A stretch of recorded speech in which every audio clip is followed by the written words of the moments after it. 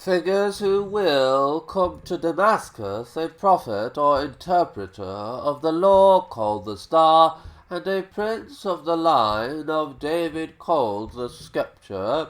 On 5 subsequent occasions in the text, there is a focus on a single figure, the Messiah of Aaron and Israel. The significance of this Messiah figure will be explored later. For the moment, it is worth considering the implications of Damascus as a designation for Qumran. To the most Christians, of course, Damascus is familiar from chapter 9 of the Acts of the Apostles, where it is taken to denote the Romanized city in Syria, that country's modern-day capital. It is on the road to Damascus that Saul of Tarsus, in one of the best known and most crucial passages of the entire New Testament, undergoes his conversion into Paul. According to Acts 9, Saul is a kind of inquisitor, cum enforcer, dispatched by the high priest in the temple of Jerusalem to suppress the community of heretical Jews. Early Christians residing in Damascus, the priesthood, are collaborators with the occupying Romans, and Saul is one of their instruments. In Jerusalem, he is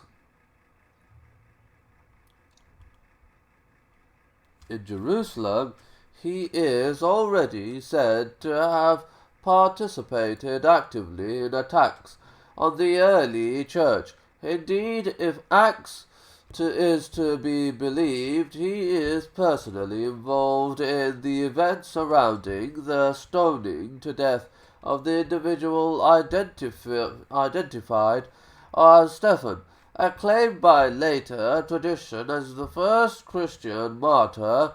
He himself freely admits that he has persecuted his victims to death, prompted by his fanatical fervor. Saul then embarks for Damascus to ferret out fugitive members of the early church.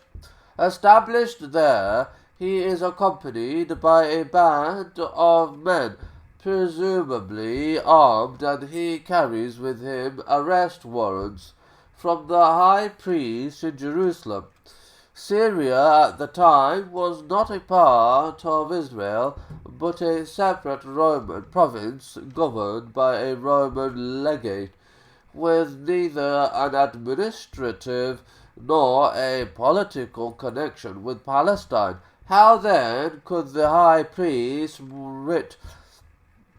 conceivably run there? The Roman Empire would hardly have sanctioned self-appointed hit squads moving from one territory to another within its domains, serving arrest, perpetrating assassinations, and threatening the precarious stability of civic order. According to official policy, every religion was to be tolerated, provided it proposed no challenge to secular authority or the social structure. A Jerusalem-based hit squad operating in Syria would have elicited some swift and fairly gruesome reprisals from the Roman administration.